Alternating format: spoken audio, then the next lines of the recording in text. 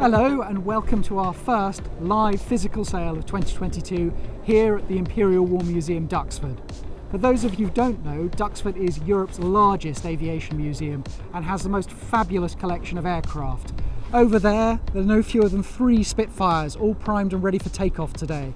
Whilst in airspace, the hangar in which we hold the sale, we've got Concorde, we've got Harrier jump jets, we've got P-51 Mustangs, we've got all sorts of iconic warbirds. We have 102 cars on offer at tomorrow's auction, everything from the vintage, so we've got Austin 7 Chummy, we've got a Bentley Speed 6, all the way through to more modern supercars like the Lamborghini Aventador. So we've got a great range, and we've got some fabulous things outside here to suit all price ranges. So we've got a Volkswagen Golf GTI Mark 1 Campaign. That's one of only 1,000 that were earmarked to be built for the UK market. It was a run-out special and very sought after by collectors. We've got one of the rarest post-war Bentleys, T2. They only made 558 of those. A lot of the other cars out here have got special stories behind them in terms of low mileage or low ownership, and things like the Capri have always got a big following with enthusiasts. So I'll take you inside the hangar and we'll have a bit more of a mooch round and look at some of the highlight lots. But here we are in the hangar itself, and we do believe this is one of the best auction halls in the world. It's a great atmosphere. Been coming here now for 11 years and it's just magical. That indeed is where the magic happens, up at the end on the stage, with those screens lit up and all the lights illuminating the various cars. And it's a fabulous, amazing arrangement of cars on offer. One of the star lots is this 1929 Bentley Speed 6. It's one of 182 cars that were originally completed to Speed 6 specification. It was very, very extensively restored and reworked in the 1990s and early 2000s. It's not the most original Speed 6 in the world, far from it, but it is a great events car, and it's a car that's given the vendor countless, absolutely priceless memories. I mean, you can see it is one of the more evocative dashboards you can imagine. If you were able to hear this thing fire up and run, you would be mesmerized. It has got the most incredible deep-chested drain pipe exhaust note. It's just a completely fabulous Mr. Toad motor car. It's a shame you can't hear it, but the exhaust note on this thing is amazing. It's the most incredible deep-chested drain pipe sound, and it just adds to the thrill of driving this car. And that's something we very much hope a new owner will do, that they will continue to rally it and tour it and event it as much as the previous keeper, because this is a car that's been set up to cross country after country after country, continent after continent. It is a fabulous, fabulous machine. And as we say, not the most original Speed 6, but in terms of fun, this is about as good as a WO gets.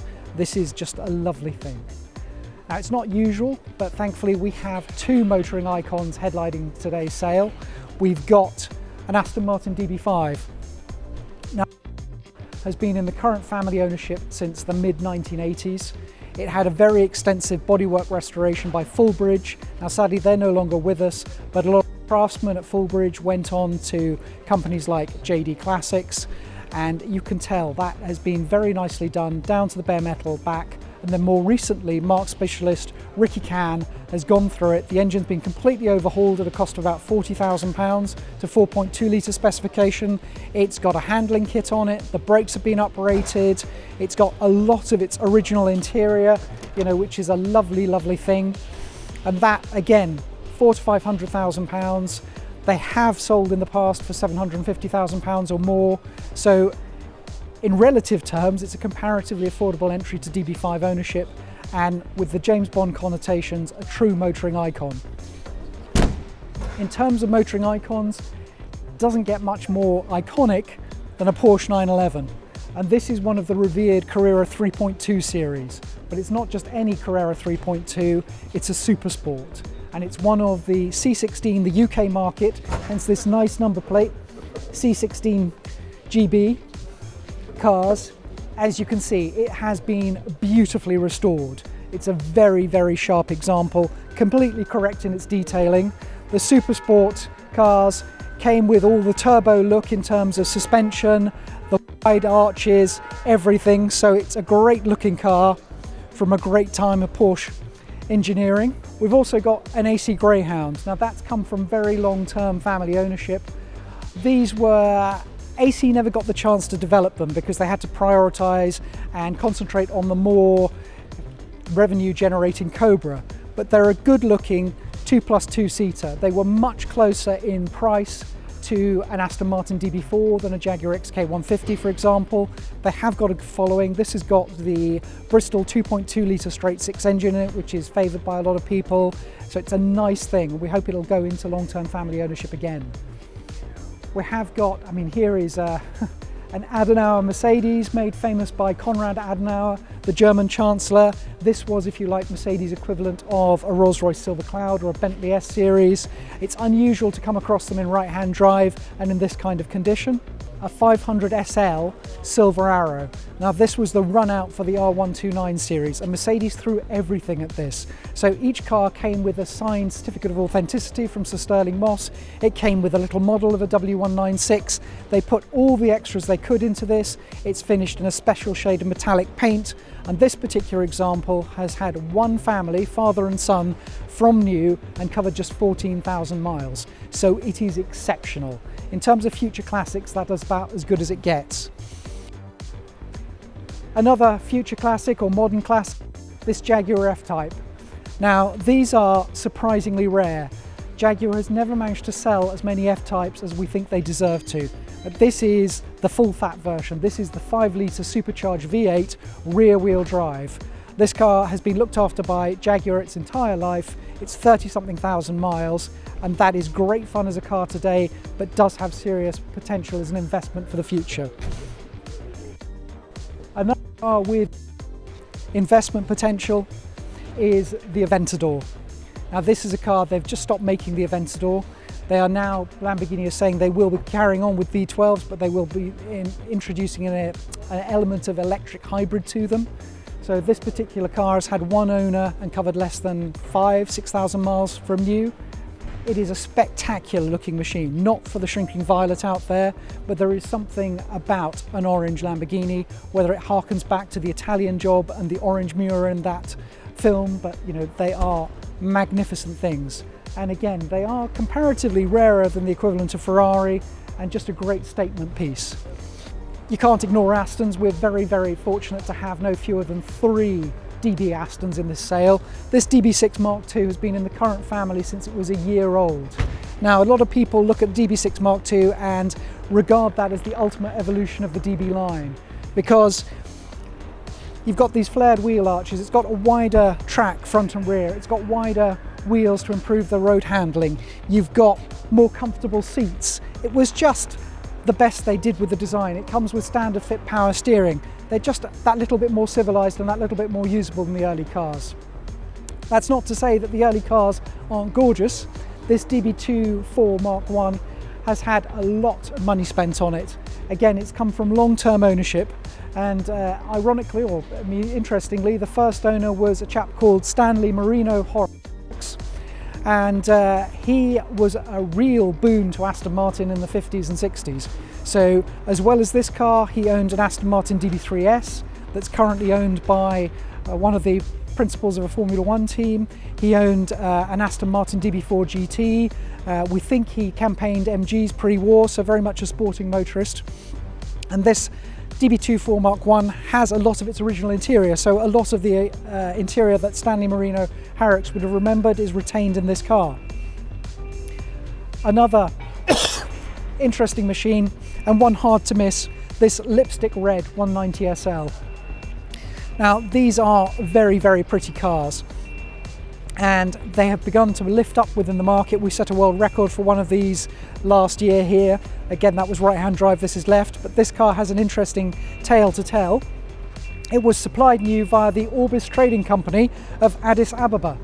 So this car began life in Ethiopia. It came to the UK in 1960 and it was registered under that plate. I think it's 38 YMP from then on. So again, this has been very nicely restored. So nicely restored, in fact, that Mercedes-Benz themselves asked to display it for a year at their Brooklands facility in Surrey. Another car which is worth a look at is this big Healey. Now that combination of the ice blue over Old English white is iconic for many people. The car has had a chassis up restoration. It's a nicely finished running and driving machine and one of the all-time classics.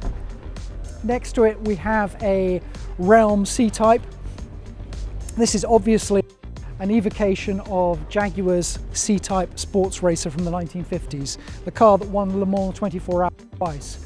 And this car has been nicely detailed. It's finished in the same colour scheme as the C-Type that was raced and owned by Juan Manuel Fangio, the 5-time Formula One world champion, and it's a nice change from British Racing Green. It's been nicely built, nicely detailed. It's a 4.2 litre engine on triple Webers. We also have no shortage of projects that we've been lucky to be entrusted with. So we have a AC Ace 2.6. Now, there is a lot more of this car than we've got on display. We've simply kept it away from prying hands.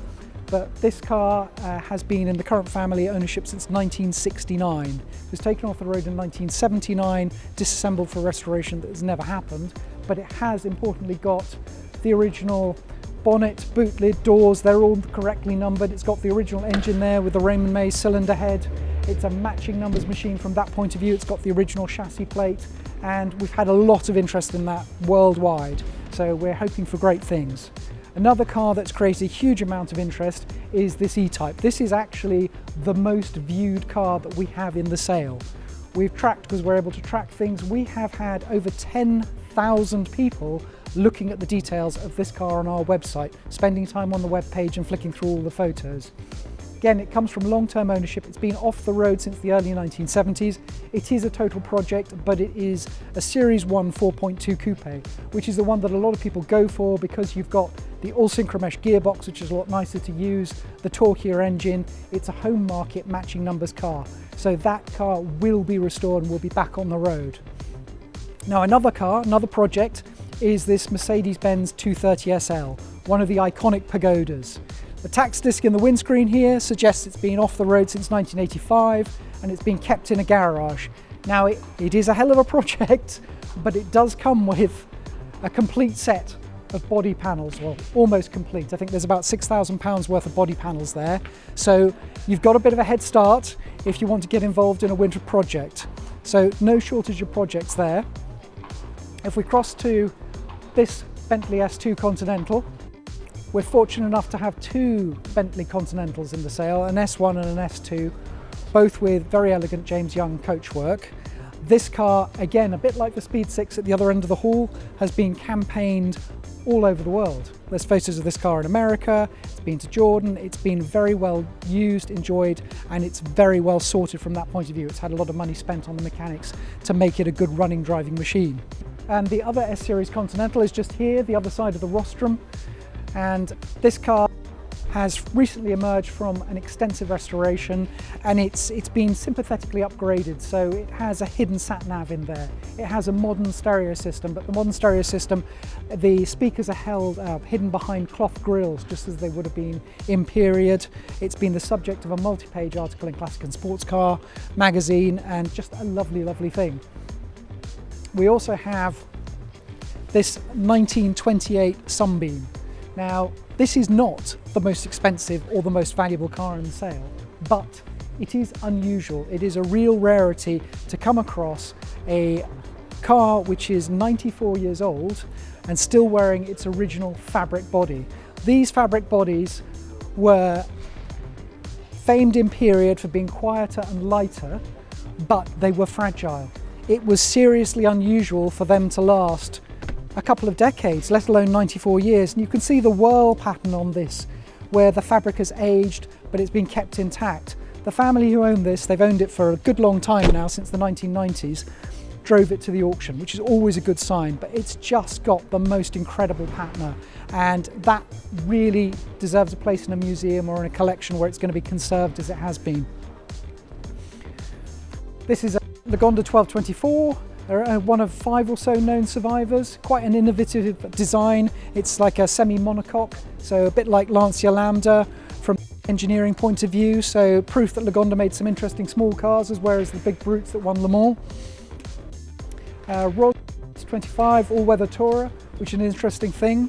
And then the other end, from the luxury to racing, we've got a couple of 1920s, 1930s American single-seaters. This is a McDowell special based on a Hudson chassis with a hotted up Ford Model A engine in it. Reckoned to produce about 115 brake horsepower, so it'd be a hairy thing with no front wheel brakes. And behind it is a Ford Model 2 Rajo, Ford Model T even, Rajo. Now Rajo was a company that provided a lot of tuning equipment, and you can see that's been converted to a single seater. This one, believe it or not, is road registered. So if you feel brave enough, you can take that out on the road. We have a Riley 9 Gamecock, one of only 50 or so made. I think it's 53 or 53 survivors, but again, that's a very nice little machine. This Austin 7 Chummy, this Chummy has been in the current family ownership since 1958, and they previously owned it, I think, between 47 and 51.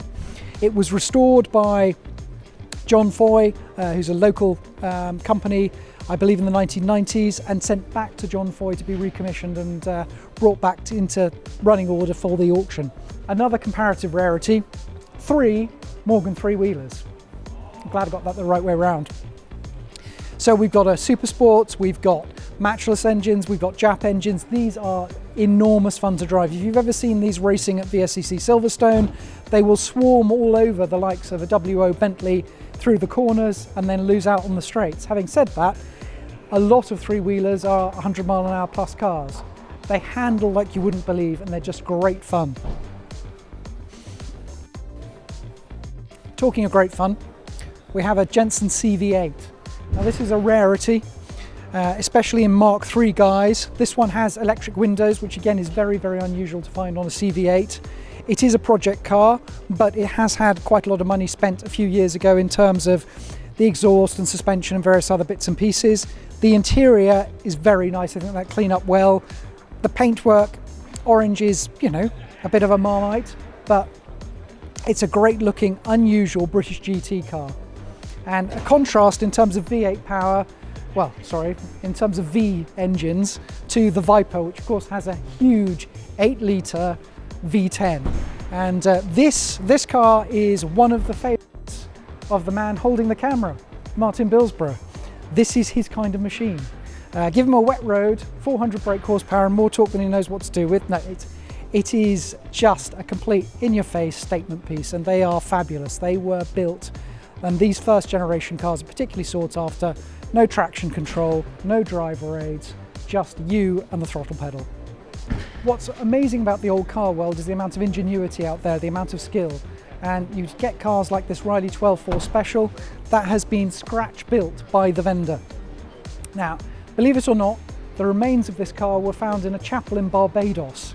He got them back from Barbados, made a conscious decision not to cut down the chassis so it's on the original wheelbase, but wanted to use this car for touring, and it's done an awful lot of touring and eventing. It's also won an awful lot of concours prizes. Next to it we have a Triumph Gloria, this little speed model. This is being offered for sale without reserve. It's a nice older restoration. The restoration is documented in volumes about this thick, well worth a look. And a Rover 14 drop head coupe, 3-position drop head coupe. Again, the vendor of this car has driven it all over Europe and the UK and back to its home in Northern Ireland where it was first registered. So that is a lovely, lovely thing. Next to it, a Bentley Mark 6 Special, but a car that was built by David Simpson. Now, a few of his creations are featured in the Roberts book, Bentley Specials and Special Bentleys, and that is a very nice thing. And then behind it, an Austin 20 horsepower Launderette. So hopefully you've got an idea of the kind of cross-section of vehicles on offer. It is an amazing selection. We feel very fortunate being asked to sell it. You can hear in the background one of the many planes that are always taking off and landing during the day here at Duxford. That makes it a very vibrant, active auction venue. We very much hope you can come and see us tomorrow, Wednesday the 16th at Duxford. But if not, please feel free to watch and enjoy online via our website.